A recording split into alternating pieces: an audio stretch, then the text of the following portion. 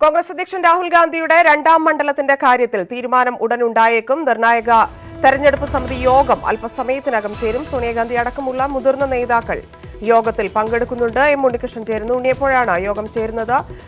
തീരുമാനം ഉടൻ തന്നെ പ്രതീക്ഷിക്കാമോ? മത്സരിക്കുന്ന കാര്യം എന്തെങ്കിലും സാധ്യത വയനാട്ടിലേക്ക് രാഹുൽ എത്താനുണ്ട്?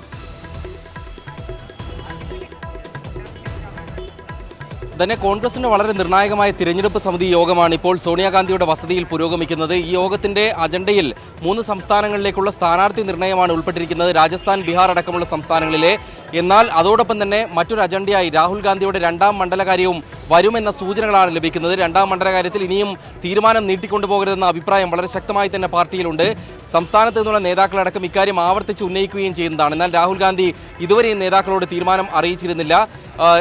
രാഹുൽ ഗാന്ധി ഇന്നിപ്പോൾ തീരുമാനം അറിയിക്കാൻ സാധ്യതയുള്ളത് രണ്ടാം മണ്ഡലം തിരഞ്ഞെടുക്കണമോ മത്സരിക്കുന്നതിനായി അമേഠിക്ക് പുറമെ അങ്ങനെ തിരഞ്ഞെടുക്കുകയാണെങ്കിൽ അത് കേരളത്തിൽ നിന്നാകണമോ കർണാടകത്തിൽ നിന്നാകണമോ എന്നെ സംബന്ധിച്ചാണ് രാഹുൽ ഗാന്ധി നിലപാട് വ്യക്തമാക്കുക. കർണാടകയിലെ ബിദാർ അടക്കമുള്ള മണ്ഡലങ്ങൾ മത്സര സാധ്യതയുള്ളതായി ചൂണ്ടിക്കാട്ടിക്കൊണ്ട് PCC രാഹുൽ ഗാന്ധിയെ സമീപിക്കുകയും ചെയ്തിട്ടുണ്ട്. കേരളത്തിൽ നിന്ന് വയനാട് മണ്ഡലം രാഹുൽ തിരഞ്ഞെടുക്കണമെന്ന ആവശ്യം സംസ്ഥാനത്തു നിന്നുള്ള നേതാക്കൾ കഴിഞ്ഞ കുറേ ദിവസങ്ങളായി ഉന്നയിക്കുന്നുണ്ട്. 6ാം ദിവസമാണ് ഇന്ന് ഈ ഒരു നാടകം ആരംഭിച്ചിട്ട് തന്നെ.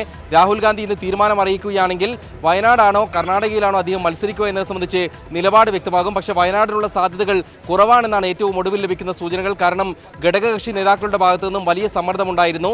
NCP നേതാവ് ശരത് പവാർ, ശരത് യാദവ്, ഒപ്പം ദേവഗൌഡ അടക്കമുള്ള നേതാക്കൾ ഇടതുപക്ഷത്തിന്റെ മണ്ഡലത്തിൽ ചെന്ന് രാഹുൽ കേരളത്തിൽ മത്സരിക്കുന്നത് തെറ്റായ രാഷ്ട്രീയ സന്ദേശം ദേശീയ തലത്തിൽ നൽകുമെന്ന ആശങ്കയാണ് അറിയിച്ചിട്ടുള്ളത്. ഈ സാഹചര്യത്തിൽ BJPക്കെതിരെ കർണാടകയിൽ രാഹുൽ മത്സരിക്കുന്നതായിരിക്കും രണ്ടാം മണ്ഡലം തിരഞ്ഞെടുക്കുന്നതെങ്കിൽ ഉചിതമെന്നൊരു അഭിപ്രായമാണ് അവരുടേത്. ഈ ഒരു സാഹചര്യത്തിൽ രാഹുൽ ഗാന്ധി എന്ത് തീരുമാനമെടുക്കും? കേരളത്തിൽ നിന്ന് അദ്ദേഹം പൂർണ്ണമായും പിന്മാറിക്കൊണ്ട് കർണാടകയിൽ മത്സരിക്കാൻ തയ്യാറാകുമോ, അല്ല രണ്ടാം മണ്ഡലമേ വേണ്ട എന്ന നിലപാടിൽ അദ്ദേഹം എത്തുമോ എന്നാണ് അറിയേണ്ടതായുള്ളത്. തിരഞ്ഞെടുപ്പിന് വിജ്ഞാപനം ഇറങ്ങുകയും നാമനിർദ്ദേശ പത്രികകൾ സമർപ്പിക്കാൻ തുടങ്ങേണ്ട സമയമാവുകയും ചെയ്യുന്നത് കൊണ്ട് തന്നെ ഇന്ന് തീരുമാനമുണ്ടാകാനുള്ള സാധ്യത വളരെ കൂടുതലെന്നാണ് നേതാക്കളുടെ പ്രതീക്ഷ. ശരി ഉണ്ണി. രാഹുൽ ഗാന്ധി വയനാട്ടിൽ മത്സരിക്കുമെന്നാണ് ഉമ്മൻചാണ്ടി അടക്കമുള്ള നേതാക്കൾ നേരത്തെ പ്രതികരിച്ചിരുന്നത്. മാർച്ച് 24 ഉമ്മൻചാണ്ടിയുടെ പ്രതികരണത്തിലേക്ക് ഒരിക്കൽ കൂടി. ഒരു ആശയക്കുഴപ്പമില്ല, ഈ കാര്യത്തിലൊന്നും ഒരു ആശയക്കുഴപ്പമില്ല. തീരുമാനം രാഹുൽജിയുടെയാണ്. അദ്ദേഹം തീരുമാനം എടുക്കണമെന്നുള്ള ഒറ്റ പ്രശ്നം മാത്രമേ ഉള്ളൂ. ഇന്നലെ അദ്ദേഹം പാറ്റ്നയിലായിരുന്നു, അദ്ദേഹം വരാൻ വൈകി. പക്ഷേ തീരുമാനം ഉണ്ടാകുമെന്ന് പ്രതീക്ഷിക്കുന്നില്ല. രാഹുൽ ഗാന്ധി മത്സരിക്കാൻ എത്തില്ലെന്ന വാർത്തയെ തുടർന്ന് തീർത്തും നിരാശയിലാണ് വയനാട്ടിലെ കോൺഗ്രസ് നേതാക്കൾ. രാഹുൽ വന്നില്ലെങ്കിൽ പ്രവർത്തകർക്ക് വലിയ നിരാശയാകും നൽകുകയെന്ന് DCC പ്രസിഡന്റ് IC ബാലകൃഷ്ണനും പറഞ്ഞു. T സിദ്ദിഖിനായി അരീക്കോട് കുനിയിൽ ഫ്ലക്സുകൾ ഉയർന്നു. കഴിഞ്ഞ 3-4 ദിവസം നേതാക്കന്മാരും പ്രവർത്തകരും നിറഞ്ഞിരുന്ന വയനാട് DCC ഓഫീസിന്റെ ഇന്ന് രാവിലത്തെ അവസ്ഥ ഇങ്ങനെ. 10 മണി കഴിഞ്ഞിട്ടും ആരുമില്ല. AICCയുടെ തീരുമാനത്തിന് കാത്തിരിക്കുകയാണെന്ന് DCC പ്രസിഡന്റ്. തീരുമാനം എതിരായാൽ അത് നിരാശ നൽകുന്നത് തന്നെയാകും. രാഹുൽജിന്റെ വരവും പ്രതീക്ഷിച്ച് ഇന്ന് വയനാടൻ ജനതയും കേരള ജനതയും കാത്തിരിക്കുമ്പോൾ ഹൈക്കമാൻഡ് മറിച്ചൊരു തീരുമാനമെടുക്കുമ്പോൾ ഒരു നിരാശയുണ്ടാകുമെന്നുള്ളൊരു കാര്യത്തിൽ തർക്കമില്ല. രാഹുൽ ഗാന്ധി വയനാട് മത്സരിക്കാൻ എത്തുമെന്ന് തന്നെയാണ് പ്രതീക്ഷയെന്ന് T സിദ്ദിഖ്. പൂർണ്ണ പ്രതീക്ഷയോടുകൂടി ഞങ്ങൾ ഇപ്പോഴും നിൽക്കുകയാണ്. ആ തീരുമാനം വരും എന്നുള്ള പ്രതീക്ഷയാണ്. വയനാട് ജില്ലയിൽ ഒരിടത്തും UDFന്റെ പ്രചാരണ തിരക്ക് ഇന്ന് കാണാനില്ല. അതേസമയം അരീക്കോട് കുനിയിൽ T സിദ്ദിഖിനായി ഫ്ലക്സ് ബോർഡുകൾ ഉയർന്നു. UDFന്റെ ഉറച്ച മണ്ഡലമായ വയനാട്ടിൽ ഇതിനോടകം LDF സ്ഥാനാർത്ഥി 3 റൗണ്ട് പര്യടനങ്ങൾ പൂർത്തിയാക്കി കഴിഞ്ഞു. രാഹുൽ വരുന്നില്ലെങ്കിൽ പ്രവർത്തകരോട് അത് എങ്ങനെ വിശദീകരിക്കും എന്നറിയാതെ ഉഴറുകയാണ് UDF നേതൃത്വം. വയനാട്ടിൽ നിന്നും അഖിലോട്ടുപാറയ്ക്കൊപ്പം CV അനുമോദ്, ന്യൂസ് 18. വയനാട്ടിലെ രാഹുൽ ഗാന്ധിയുടെ സ്ഥാനാർത്ഥിത്വത്തിൽ തീരുമാനം വൈകുന്നതിൽ പ്രതിഷേധവുമായി UDF ഘടകങ്ങൾ. തീരുമാനം വൈകുന്നത് വടകര, വയനാട് മണ്ഡലങ്ങളിലെ പ്രചാരണത്തെ ബാധിക്കുന്നുവെന്നാണ് വിമർശനം. വിഷയം ചർച്ച ചെയ്യാൻ മുസ്ലിം ലീഗ് അടിയന്തര നേതൃയോഗം മലപ്പുറത്ത് ചേർന്നു. അനിശ്ചിതത്വം തുടരുന്നത് വയനാട്, വടകര മണ്ഡലങ്ങളിലെ പ്രചരണ പ്രവർത്തനങ്ങളെ ബാധിക്കുന്നുവെന്നാണ് മുസ്ലിം ലീഗ് വിമർശനം. വയനാട്ടിൽ ചില മണ്ഡലം കൺവെൻഷനുകൾ നടത്തിയെങ്കിലും താഴെത്തട്ടിൽ പ്രചരണമൊന്നും നടക്കുന്നില്ല. ലീഗിന് നിർണായക സ്വാധീനമുള്ള ഏറനാട്, നിലമ്പൂർ മണ്ഡലങ്ങളിൽ കൺവെൻഷനുകൾ നടന്നതുമില്ല. രാഹുലിന്റെ കാര്യത്തിൽ തീരുമാനം വൈകുന്നത് വടകരയിലും അസ്വസ്ഥതയുണ്ടാക്കുന്നുണ്ട്. കെ മുരളീധരന്റെ സ്ഥാനാർത്ഥിത്വം AICC ഔദ്യോഗികമായി പ്രഖ്യാപിക്കാത്തത് മണ്ഡലത്തിൽ ചൂടേറിയ ചർച്ചയാണ്. ഇടതു സ്ഥാനാർത്ഥി P ജയരാജൻ പ്രചരണ രംഗത്ത് ഏറെ മുന്നോട്ടു പോയപ്പോൾ കെ മുരളീധരന്റെ സ്ഥാനാർത്ഥി പര്യടനം ഇതുവരെ തുടങ്ങിയിട്ടില്ല. സ്ഥിതിഗതികൾ വിലയിരുത്താൻ മുസ്ലിം ലീഗ് അടിയന്തര യോഗം മലപ്പുറത്ത് ചേർന്നു. അനിശ്ചിതത്വം തുടരുന്നതിലെ അസ്വസ്ഥത പ്രകടമാക്കുന്നതായിരുന്നു പി കെ കുഞ്ഞാലിക്കുട്ടിയുടെ പ്രതികരണം. അതുകൊണ്ട് തന്നെ തീരുമാനം ഇത്രയും വേഗം വേണം, അത് നല്ലതാണ്. പക്ഷേ അതുകൊണ്ട് യാതൊരു ആശങ്കയും ഇവിടെ മീറ്റിംഗിലൊക്കെ ഒരാശങ്കയില്ല, ഒന്നുമില്ല. കോൺഗ്രസ് തീരുമാനിച്ചാൽ മതി. ഫുൾ UDF ആണ്. രാഹുൽ ഗാന്ധിയുടെ വരവിനെ പ്രതീക്ഷിച്ച് UDF പ്രചരണം മന്ദഗതിയിലായെന്ന വിമർശനവുമായി RSPയും രംഗത്തെത്തി. UDFന് രാഹുൽ ഗാന്ധി വന്നാൽ ഒരു വലിയ പ്രത്യാശയായിരുന്നു, വന്നാൽ കൊള്ളാമായിരുന്നു. അദ്ദേഹത്തിന്റെ ഈ വരവിനെ പ്രതീക്ഷിച്ച് മന്ദഗതിയിലായി എന്നുള്ളൊരു യാഥാർത്ഥ്യമാണ്. രാഹുലിന് വേണ്ടി അനന്തമായ കാത്തിരിപ്പ് പ്രവർത്തകരെ അസ്വസ്ഥരാക്കുന്നുവെന്ന പരാതിയുമായി മലപ്പുറം DCCയും രംഗത്തു വന്നു. അതിനനുബന്ധമായ DCCകളും വയനാട് മലപ്പുറം DCCകളും അദ്ദേഹം മത്സരിക്കണമെന്ന് അഭ്യർത്ഥിച്ചുകൊണ്ടുള്ള പ്രമേയം കൊടുത്തു നേതൃയോഗം ആവശ്യപ്പെട്ടത് അങ്ങനെയുണ്ടായിട്ടുള്ളത്. അങ്ങനെയൊക്കെ ആവശ്യപ്പെടുമ്പോഴും അദ്ദേഹത്തിന്റെ തീരുമാനം എടുക്കുകയോ ഹൈക്കമാൻഡ് അറിയിക്കുകയൊന്നും ചെയ്തിട്ടില്ല. ഘടകകക്ഷികൾ അതൃപ്തി കോൺഗ്രസ് നേതൃത്വത്തെ അറിയിച്ചു കഴിഞ്ഞു. വിവിധ ബ്യൂറോകൾക്കൊപ്പം മുഹമ്മദ് ഷഹീദ്, ന്യൂസ് 18 കോഴിക്കോട്. CPMന്റെ കണ്ണുരുട്ടൽ കണ്ടാണ് രാഹുൽ ഗാന്ധി വയനാട് മത്സരിക്കാൻ മടിക്കുന്നതെന്ന് BJP സംസ്ഥാന അധ്യക്ഷൻ PS ശ്രീധരൻപിള്ള പറഞ്ഞു. നട്ടെല്ലുണ്ടെങ്കിൽ വയനാട് മത്സരിക്കാൻ രാഹുൽ ഗാന്ധിയെ വെല്ലുവിളിക്കുന്നു. വയനാട് സീറ്റ് ഏറ്റെടുക്കുന്ന കാര്യം ആവശ്യഘട്ടത്തിൽ പരിഗണിക്കുമെന്നും ശ്രീധരൻപിള്ള പറഞ്ഞു. വയനാട്ടിൽ ധൈര്യമുണ്ടെങ്കിൽ അദ്ദേഹം വന്ന് മത്സരിക്കട്ടെ. അദ്ദേഹത്തെ ചെറുത്തു തോൽപ്പിക്കാൻ ഞങ്ങൾക്ക് NDAക്ക് സാധിക്കും. അതൊരു വെല്ലുവിളിയായി സ്വീകരിച്ചുകൊണ്ട് അദ്ദേഹം ജയിക്കാൻ പാടില്ലാത്ത ഒരു സ്ഥിതിയിലേക്ക് ജനങ്ങളെ ഞങ്ങൾ കൊണ്ടെത്തിക്കും. ജനങ്ങൾക്കത് ബോധ്യപ്പെടും, അദ്ദേഹം പരാജയപ്പെടും. പക്ഷേ ഇപ്പോഴദ്ദേഹം പേടിച്ച് CPMന്റെ കണ്ണുരുട്ടലിന് മുമ്പിൽ, ഇടതുപക്ഷത്തിൻ്റെ കണ്ണുരുട്ടലിന് മുമ്പിൽ, ഘടകകക്ഷിയുടെ കണ്ണുരുട്ടലിന് മുമ്പിൽ കീഴടങ്ങിയിരിക്കുകയാണ്. നട്ടലുള്ളവർ വേണം രാജ്യത്തെ നയിക്കുന്ന പ്രധാനമന്ത്രിമാർ. രാഹുൽ ഗാന്ധി മത്സരിക്കുന്നതുകൊണ്ട് വയനാട് പ്രചാരണം ഒഴിവാക്കിയെന്ന ആരോപണം തള്ളി CPM general secretary Sitaram Yechury. എവിടെയൊക്കെ പ്രചാരണം നടത്തണമെന്ന് നിശ്ചയിക്കേണ്ടത് സംസ്ഥാന ഘടകമാണ്. BJPയെ പരാജയപ്പെടുത്തുക എന്നതാണ് CPMന്റെ ലക്ഷ്യമെന്നും സ്ഥാനാർത്ഥി ആരാണെന്നത് കോൺഗ്രസ് തീരുമാനിക്കട്ടെയെന്നും യെച്ചൂരി പറഞ്ഞു. CPIM's priority today is to defeat the BJP. Let the Congress decide what's its priority. That's not our job. You ask them. Our priority is to defeat the BJP. In the interest of country and the people. Kerala committee will decide. I mean, I don't decide from here. That's not our practice. തൊഴിലാളികൾക്ക് 12,000 രൂപ കുറഞ്ഞ വരുമാനം വാഗ്ദാനം ചെയ്ത് CPM പ്രകടന പത്രിക. കാർഷികോൽപ്പന്നങ്ങൾക്ക് ഉൽപാദന ചെലവിലും 50% കൂടുതൽ താങ്ങുവില നൽകും. 6,000 രൂപ വാർദ്ധക്യ പെൻഷൻ അനുവദിക്കുമെന്നും പത്രിക വാഗ്ദാനം ചെയ്യുന്നു. കേന്ദ്രത്തിൽ മതേതര ബദൽ സർക്കാർ രൂപീകരിക്കുകയെന്ന ലക്ഷ്യത്തോടെയാണ് CPMന്റെ പ്രകടന പത്രിക. 15-ന് ബദൽ നയങ്ങൾ മുന്നോട്ട് വയ്ക്കുന്ന പത്രിക ജനറൽ സെക്രട്ടറി സീതാറാം യെച്ചൂരിയും PB അംഗങ്ങളും ഡൽഹിയിൽ പ്രകാശനം ചെയ്തു. 3 പ്രഖ്യാപനങ്ങളടങ്ങുന്ന പാക്കേജാണ് CPM മുന്നോട്ട് വയ്ക്കുന്നത്. തൊഴിലാളികൾക്ക് 18,000 രൂപ മിനിമം വേതനം, കാർഷിക ഉൽപ്പന്നങ്ങൾക്ക് ഉൽപാദന ചെലവിനേക്കാൾ 50% ഉയർന്ന താങ്ങുവില, 6,000 രൂപ വാർദ്ധക്യ പെൻഷൻ, തൊഴിൽ ഭരണഘടനാപരമായ അവകാശമാക്കും. Right to work as a constitutional right, provision of unemployment allowance for the jobless, old age pension with minimum monthly pension which is not less than half the minimum wage or rupees 6,000 per month which is higher for all citizens. പൊതുവിതരണ സംവിധാനത്തിലൂടെ ഒരു കുടുംബത്തിന് 35 kilo ഭക്ഷ്യധാന്യങ്ങൾ നൽകും. ഒരു വ്യക്തിക്ക് 2 രൂപയ്ക്ക് 7 kilo ഭക്ഷ്യധാന്യങ്ങൾ. ആരോഗ്യമേഖലയിലെ സ്വകാര്യ ഇൻഷുറൻസ് ഒഴിവാക്കും. എല്ലാവർക്കും സൗജന്യ ചികിത്സ. പാർലമെന്റിലും നിയമസഭകളിലും 1/3 വനിതാ സംവരണം എന്നിവയും പ്രകടന പത്രികയിലുണ്ട്. RSS ബന്ധമുള്ളവരുടെ നിയമനങ്ങൾ റദ്ദാക്കി ഭരണഘടനാ സ്ഥാപനങ്ങളെ സംരക്ഷിക്കുമെന്നും പത്രിക പറയുന്നു. ന്യൂസ് 18 ഡൽഹി. ലോക്സഭാ തെരഞ്ഞെടുപ്പിൽ കാന്തപുരം സുന്നി വിഭാഗം പിന്തുണ ഇടതുപക്ഷത്തിന്. തീരുമാനം കീഴ്ഘടകങ്ങൾ വഴി പ്രവർത്തകരെ അറിയിക്കുമെന്ന് പറയുന്നു. മർക്കസ് സമ്മേളനം കോൺഗ്രസ് ലീഗ് നേതാക്കൾ ബഹിഷ്കരിച്ചതിലെ പ്രതിഷേധമാണ് ഈ തീരുമാനത്തിലൂടെ പ്രകടമാവുന്നത്. കോഴിക്കോട് നിന്ന് മുഹമ്മദ് ഷഹീദ് ചേരുന്നു. ഷഹീദ്, വിവരങ്ങൾ.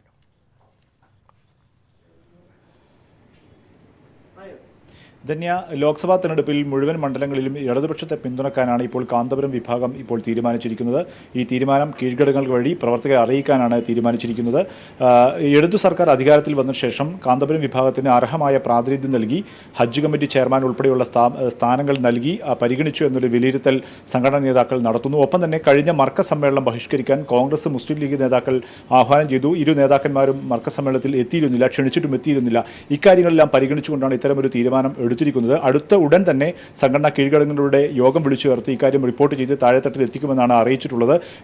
കേന്ദ്രത്തിൽ BJP വിരുദ്ധ സർക്കാർ അധികാരത്തിൽ വരുന്നതിനായി മുസ്ലിം സംഘടനകൾ UDFന് അനുകൂലമായ ഒരു നിലപാട് സ്വീകരിക്കുന്നു എന്നൊരു വിലയിരുത്തൽ പൊതുവെ ഉണ്ടായിരുന്നു. ഈ സാഹചര്യത്തിൽ കൂടിയാണ് കാന്തപുരം വിഭാഗം ഇടതുപക്ഷത്തിനാണ് കേരളത്തിൽ തങ്ങളുടെ പിന്തുണ എന്ന നിലപാട് പ്രഖ്യാപിച്ച് ഇപ്പോൾ രംഗത്ത് വന്നിരിക്കുന്ന സാഹചര്യം ഉണ്ടായിരിക്കുന്നത്. ധന്യ. ശരി ഷഹീദ്. സംസ്ഥാനത്ത് ലോക്സഭാ തെരഞ്ഞെടുപ്പിന്റെ പത്രികാ സമർപ്പണം തുടങ്ങി. ഇടുക്കിയിലെ ഇടതുമുന്നണി സ്ഥാനാർത്ഥി ജോയ്സ് ജോർജാണ് ഇന്ന് പത്രിക സമർപ്പിച്ചത്. പ്രമുഖ മുന്നണിയിൽപ്പെട്ട സ്ഥാനാർത്ഥികളിൽ ഒരാൾ ജോയ്സ് ജോർജാണ്. 4-ാം തീയതിയാണ് പത്രികാ സമർപ്പണത്തിനുള്ള അവസാന തീയതി. വിജ്ഞാപനമായതോടെ സംസ്ഥാനം പൂർണ്ണമായും തെരഞ്ഞെടുപ്പ് ചൂടിലേക്ക്. ഇടുക്കിയിലെ ഇടതുമുന്നണി സ്ഥാനാർത്ഥി ജോയ്സ് ജോർജ് മാത്രമാണ് പ്രധാന മുന്നണി സ്ഥാനാർത്ഥികളിൽ ഇന്ന് പത്രിക സമർപ്പിച്ചത്. തിരുവനന്തപുരം മണ്ഡലത്തിലെ SUCI സ്ഥാനാർത്ഥി എസ് മിനി ജില്ലാ കളക്ടർ K വാസുകിക്ക് നാമനിർദ്ദേശ പത്രിക നൽകി. തിരുവനന്തപുരം പാർലമെന്റ് മണ്ഡലത്തിൽ SUCIയുടെ സ്ഥാനാർത്ഥിയായി നാമനിർദ്ദേശ പത്രിക സമർപ്പിച്ചിരിക്കുകയാണ്. ഈ തെരഞ്ഞെടുപ്പിനെ SUCI കാണുന്നത് ജനങ്ങളുടെ രാഷ്ട്രീയം, ജനങ്ങളുടെ ജീവിത വിഷയങ്ങൾ അവതരിപ്പിക്കുക എന്നുള്ളതാണ്. വിവിധ മണ്ഡലങ്ങളിലെ മുന്നണി സ്ഥാനാർത്ഥികൾ അടുത്ത ദിവസങ്ങളിൽ പത്രിക സമർപ്പിക്കും. 5-ന് പത്രികകളുടെ സൂക്ഷ്മ പരിശോധന നടക്കും. 8-ാം തീയതി വരെ പിൻവലിക്കാം. പ്രവൃത്തി ദിവസങ്ങളിൽ രാവിലെ 11 മുതൽ വൈകിട്ട് 3 മണി വരെയാണ് പത്രികാ സമർപ്പണത്തിനുള്ള സമയം. 2,60,00,000 പേർക്കാണ് സംസ്ഥാനത്ത് വോട്ടവകാശം. ന്യൂസ് 18 തിരുവനന്തപുരം. ലോക്സഭാ തെരഞ്ഞെടുപ്പിൽ ശബരിമല മുഖ്യ വിഷയമല്ലെന്ന് BJP സംസ്ഥാന അധ്യക്ഷൻ PS ശ്രീധരൻപിള്ള. ശബരിമല തെരഞ്ഞെടുപ്പ് വിഷയമാക്കുമെന്ന് എവിടെയും പറഞ്ഞിട്ടില്ലെന്നും ശ്രീധരൻപിള്ള പറഞ്ഞു. ഞാനിതുവരെ മുഖ്യമായിട്ടുള്ളതെന്ന് പറഞ്ഞിട്ടില്ല. തീർച്ചയായിട്ടും ശബരിമല ജനമനസ്സുകളിലുണ്ട്. അതൊരു മുറിവേറ്റ ഒരു വ്രണതഹൃദയരായി കിടക്കുന്ന വിശ്വാസികളുണ്ട്. അവരതിന് ഉചിതമായ നിലയിൽ അതിനോട് പ്രതികരിക്കും, ബാലറ്റിലൂടെ പ്രതികരിക്കുമെന്നുള്ള പ്രതീക്ഷയാണ് ഞങ്ങൾക്കുള്ളത്. ഞങ്ങൾ അതിൻ്റെ പ്രചരണമായിട്ട് അതിനെ ആയുധമാക്കിയിട്ട് പ്രധാന ആയുധമാക്കി കൊണ്ടുവന്നല്ല. ചൌക്കിദാർ മുദ്രാവാക്യമുയർത്തി പ്രധാനമന്ത്രി നരേന്ദ്രമോദിയുടെ തെരഞ്ഞെടുപ്പ് റാലികൾക്ക് മീററ്റിൽ തുടക്കമായി. ഭൂമിയിലും ആകാശത്തും ബഹിരാകാശത്തും മിന്നലാക്രമണം നടത്താനുള്ള നെഞ്ചുറപ്പ് കാവൽക്കാരന് മാത്രമേ ഉള്ളൂവെന്ന് മോദി പറഞ്ഞു. പൊളിഞ്ഞ സിനിമയിലെ നായകന്റെ അഭിനയമാണ് മീററ്റിൽ കണ്ടതെന്നായിരുന്നു കോൺഗ്രസിന്റെ ഇതിനോടുള്ള മറുപടി. കോൺഗ്രസിനെയും പ്രതിപക്ഷ സഖ്യത്തെയും കടന്നാക്രമിച്ചുകൊണ്ടായിരുന്നു പ്രധാനമന്ത്രിയുടെ തെരഞ്ഞെടുപ്പ് റാലികൾക്ക് തുടക്കമായത്. കാവൽക്കാരനാണ്, അനീതി കാട്ടില്ല. ഭൂമിയിലും ആകാശത്തും ബഹിരാകാശത്തും മിന്നലാക്രമണം നടത്താനുള്ള നെഞ്ചുറപ്പ് കാവൽക്കാരന് മാത്രമേ ഉള്ളൂവെന്നും മോദി പറഞ്ഞു. हमारे सैनिक 1 रैंक 1 पेंशन मांग रहे थे, उसको पूरा करने का काम भी इसी चौकीदार ने किया. देश के करीब 12 करोड़ किसान परिवारों को 75,000 करोड़ रुपए की सीधी वार्षिक मदद का काम भी इसी चौकीदार ने किया. പൊളിഞ്ഞ സിനിമയിലെ പരാജിത നായകന്റെ അഭിനയമായിരുന്നു മീററ്റിൽ കണ്ടതെന്നായിരുന്നു കോൺഗ്രസിന്റെ മറുപടി.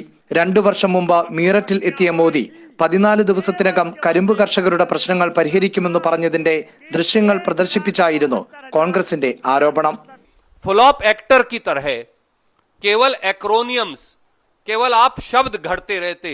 രാജ്യമെങ്ങും 125 റാലികളിലാണ് പ്രധാനമന്ത്രി പങ്കെടുക്കുന്നത്. KP Abhilash, news 18 Delhi. കോഴിക്കോട്ടെ BJP സ്ഥാനാർത്ഥിയും യുവമോർച്ച സംസ്ഥാന പ്രസിഡന്റുമായ KP പ്രകാശ് ബാബു റിമാൻഡിൽ. റാന്നി മജിസ്ട്രേറ്റ് കോടതിയാണ് 14 ദിവസത്തേക്ക് റിമാൻഡ് ചെയ്തത്. ശബരിമല ചിത്രയാട്ട ദിവസം സ്ത്രീയെ ആക്രമിച്ച കേസിലാണ് നടപടി. വെന്തുരുകി കേരളം.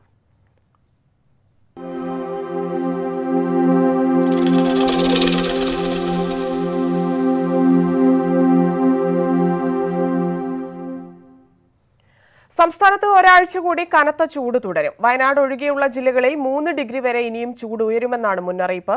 ഇടുക്കി രാജാക്കാട് ഒരാൾക്കും കോഴിക്കോട് മുക്കത്ത് 2 പേർക്കും മലപ്പുറം തിരൂരങ്ങാടിയിൽ ഒരാൾക്കും ഇന്ന് സൂര്യാതപമേറ്റു. കൊല്ലം, കോട്ടയം, തൃശൂർ, കോഴിക്കോട് ജില്ലകളിൽ ഇന്നും കനത്ത ചൂട് അനുഭവപ്പെടുന്നു. ഇനിയും 2 മുതൽ 3 ഡിഗ്രി സെൽഷ്യസ് വരെ ചൂട് കൂടുമെന്നാണ് മുന്നറിയിപ്പ്. വയനാട് ഒഴികെ മറ്റെല്ലാ ജില്ലകളിലും സാധാരണ താപനിലയേക്കാൾ ചൂട് കൂടും. ഏപ്രിൽ ആദ്യവാരം വരെ ഈ സ്ഥിതി തുടരും. സംസ്ഥാനത്ത് ജാഗ്രതാ നിർദ്ദേശം 3 ദിവസം കൂടി നീട്ടാനാണ് സാധ്യത. ഇന്നലെ 102 പേരാണ് സൂര്യാതപമേറ്റ് സർക്കാർ ആശുപത്രികളിൽ മാത്രം ചികിത്സ തേടിയത്. ഇടുക്കിയിൽ ഒരാൾക്കും കോഴിക്കോട് 2 പേർക്കും ഇന്ന് സൂര്യാതപമേറ്റു. എല്ലാ ജില്ലകളിലും ഇന്ന് കൺട്രോൾ റൂമുകൾ പ്രവർത്തനം തുടങ്ങി. പ്രതിരോധ പ്രവർത്തനങ്ങൾ, കുടിവെള്ളം ഉറപ്പാക്കൽ, പകർച്ചവ്യാധി തടയൽ എന്നിവ കൺട്രോൾ റൂമുകൾ ഏകോപിപ്പിക്കും. കുടിവെള്ള ലഭ്യത ഉറപ്പാക്കാനുള്ള ചുമതല ജില്ലാ കളക്ടർമാർക്കാണ്.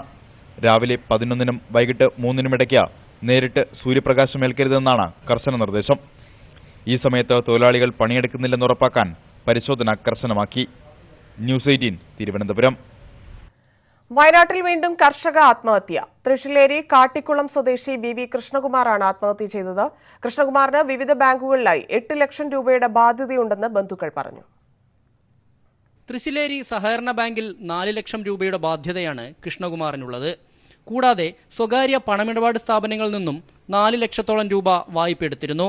ആനപ്പാറയിൽ 2.5 ഏക്കറോളം സ്ഥലത്തായിരുന്നു കൃഷി. വന്യമൃഗശല്യം മൂലം കൃഷി നശിക്കുന്നത് പതിവായതോടെയാണ് തിരിച്ചടവ് മുടങ്ങിയത്. ഇന്ന് രാവിലെ വീടിനുള്ളിൽ തൂങ്ങി മരിച്ച നിലയിലായിരുന്നു. കടക്കണി മൂലമാണ് കൃഷ്ണകുമാർ ആത്മഹത്യ ചെയ്തതെന്ന് സഹോദരൻ നാരായണൻ. 4 ലക്ഷം രൂപ 5 കൊല്ലം മുന്നേ തന്നിട്ടുണ്ട് ബാങ്കിൽ, സർവീസ് സഹകരണ ബാങ്ക് തൃശ്ശിലേരിയിൽ. അപ്പോൾ അത് ഇങ്ങനെ ഇടയ്ക്കും തലക്കും ഒരു പലിശ കിടക്കുന്നുണ്ട്. എന്നാലും ബാങ്കുകാർ ബുദ്ധിമുട്ടിച്ചെന്ന് പറഞ്ഞാൽ ബുദ്ധിമുട്ടില്ല ആ രീതിയിൽ. അതല്ലാണ്ട് ഇയാൾ കൃഷിയെടുത്തെല്ലാം നഷ്ടപ്പെട്ടു പോയി. നെൽകൃഷിയിലൊന്നുമില്ല, കുട്ടികളെ നെല്ല് കൊടുത്ത പൈസ വിലയില്ല, പുല്ല് കൊടുത്ത വിലയില്ല. ഇതോടെ പ്രളയത്തിന് ശേഷം വയനാട്ടിൽ ആത്മഹത്യ ചെയ്യുന്ന കർഷകരുടെ എണ്ണം 11ആയി.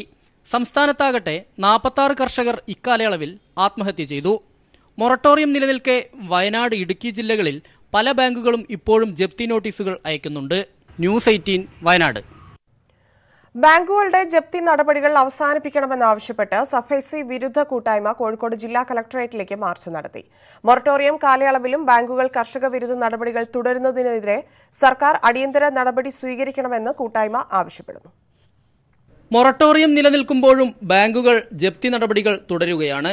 കർഷക ആത്മഹത്യകൾ തുടർക്കഥയാവുന്നു. കഴിഞ്ഞ ദിവസവും കിട്ടാക്കടം തിരിച്ചുപിടിക്കാൻ നിർധന കുടുംബത്തിന്റെ വീടും സ്ഥലവും ജപ്തി ചെയ്തു. സർക്കാർ ഫലപ്രദമായ നടപടി സ്വീകരിക്കണമെന്നാവശ്യപ്പെട്ടാണ് സർഫൈസി വിരുദ്ധ കൂട്ടായ്മ കലക്ടറേറ്റ് മാർച്ച് നടത്തിയത്. ആത്മഹത്യകൾ തുടരുമ്പോഴും സർക്കാർ കയ്യും കെട്ടി നോക്കിയിരിക്കുകയാണെന്ന് കർഷകർ ആരോപിച്ചു. നടപടികൾ തുടർന്നുകൊണ്ട് തന്നെ ഇരിക്കുകയാണ്. ഒരുപക്ഷേ സർക്കാർ കഴിഞ്ഞ മാസം തന്നെ കേരളത്തിലെ സർഫാസി നിയമവുമായി ബന്ധപ്പെട്ട എല്ലാ ജപ്തി നടപടികളും നിർത്തിവെക്കണമെന്ന് ആവശ്യപ്പെടുന്ന ഒരു മൊറട്ടോറിയം പ്രഖ്യാപിച്ചിട്ടുണ്ട്. പക്ഷേ ഈ മൊറട്ടോറിയം വാക്കിലും അതല്ലെങ്കിൽ വെറും പ്രഖ്യാപനത്തിൽ മാത്രം ഒതുങ്ങി നിൽക്കുകയാണ്. സർഫൈസി നിയമപ്രകാരം നോട്ടീസ് ലഭിച്ച ആയിരക്കണക്കിന് കർഷകർ ജപ്തി ഭീഷണി നേരിടുകയാണ്. ഇക്കാര്യത്തിൽ സർക്കാർ അടിയന്തര നടപടി സ്വീകരിക്കണമെന്ന് കൂട്ടായ്മ ആവശ്യപ്പെട്ടു. ന്യൂസ് 18 കോഴിക്കോട്. മൊറട്ടോറിയം കാലാവധി നീട്ടാൻ ആവശ്യപ്പെട്ടുള്ള ഫയലിൽ തെരഞ്ഞെടുപ്പ് കമ്മീഷൻ സർക്കാരിന് ഇന്ന് വിശദീകരണം നൽകും. സർക്കാരിന്റെ ആവശ്യത്തിൽ വ്യക്തതയില്ലെന്ന് കാണിച്ച് തെരഞ്ഞെടുപ്പ് കമ്മീഷൻ ഫയൽ നേരത്തെ മടക്കി അയച്ചിരുന്നു. വിശദീകരണം ലഭിച്ചാൽ മൊറട്ടോറിയം നീട്ടുന്ന കാര്യത്തിൽ തീരുമാനമെടുക്കാമെന്ന് മുഖ്യ തെരഞ്ഞെടുപ്പ് ഓഫീസർ ഇന്നലെ അറിയിച്ചിരുന്നു. ഓച്ചിറയിൽ നാടോടി പെൺകുട്ടിയുമായി മഹാരാഷ്ട്രയിലേക്ക് പോയ സംഭവത്തിൽ പ്രതി മുഹമ്മദ് റോഷനെതിരെ പോക്സോ പ്രകാരം നടപടി തുടരുമെന്ന് പോലീസ്. തട്ടിക്കൊണ്ടുപോകലല്ല, ഒളിച്ചോട്ടമായിരുന്നുവെന്ന് പെൺകുട്ടി പോലീസിനോട് വ്യക്തമാക്കിയെങ്കിലും പ്രായപൂർത്തിയാകാത്തതിനാൽ പോക്സോ നിയമപ്രകാരം നടപടി സ്വീകരിക്കാനാണ് തീരുമാനം. പെൺകുട്ടിക്ക് 18 വയസ്സ് പൂർത്തിയായെന്ന് ആധാർ കാർഡ് രക്ഷിതാക്കൾ ഒളിപ്പിച്ചുവെന്നും മുഹമ്മദ് റോഷന്റെ രക്ഷിതാക്കൾ ആരോപിച്ചു. മഹാരാഷ്ട്രയിൽ കണ്ടെത്തിയ മുഹമ്മദ് റോഷനെയും പെൺകുട്ടിയെയും ഇന്ന് ഉച്ചയോടെ ഓച്ചിറ പോലീസ് സ്റ്റേഷനിലെത്തിച്ചു.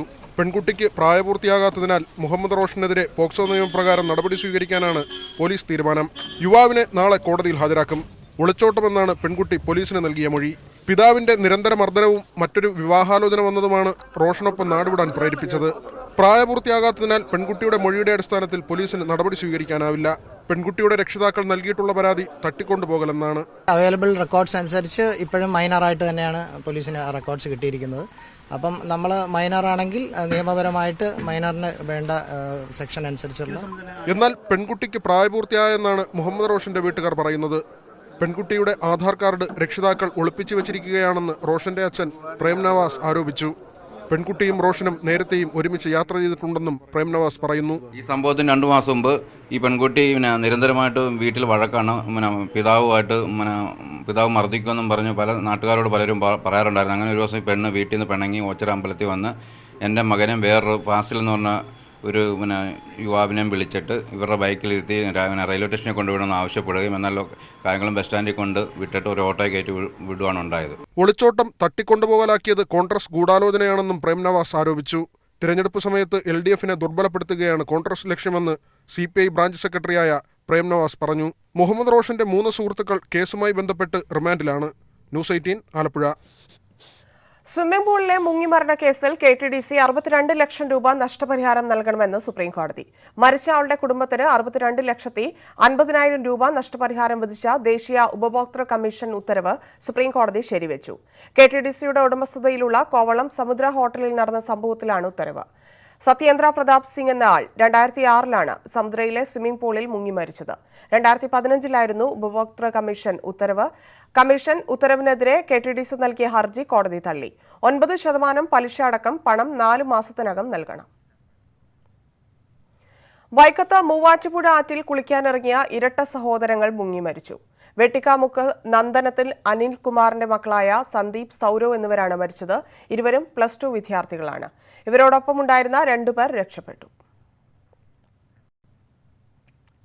പ്രമുഖ സാമ്പത്തിക ശാസ്ത്രജ്ഞൻ ജീൻ ഡ്രീംസ് ഉൾപ്പെടെ 3 പേരെ ജാർഖണ്ഡിൽ പോലീസ് തടഞ്ഞുവെച്ചത് വിവാദമാകുന്നു. UPA കാലത്ത് ദേശീയ ഉപദേശക സമിതി അംഗമായിരുന്ന ജീൻ ഒരു സന്നദ്ധ സംഘടനയുടെ പരിപാടിയിൽ പങ്കെടുക്കാനെത്തിയതായിരുന്നു. അനുമതിയില്ലാതെ പൊതുയോഗം നടത്താൻ ശ്രമിച്ചെന്നാരോപിച്ചാണ് പോലീസ് സ്റ്റേഷനിൽ തടഞ്ഞുവെച്ചത്. കേസെടുക്കുമെന്ന് ഭീഷണിപ്പെടുത്തിയെങ്കിലും പിന്നീട് പോകാൻ അനുവദിക്കുകയായിരുന്നുവെന്ന് ജീൻ റസ് പറഞ്ഞു. ബെൽജിയം സ്വദേശിയായ ജീൻ ഡൽഹി സ്കൂൾ ഓഫ് ഇക്കണോമിക്സിൽ അധ്യാപകനാണ്.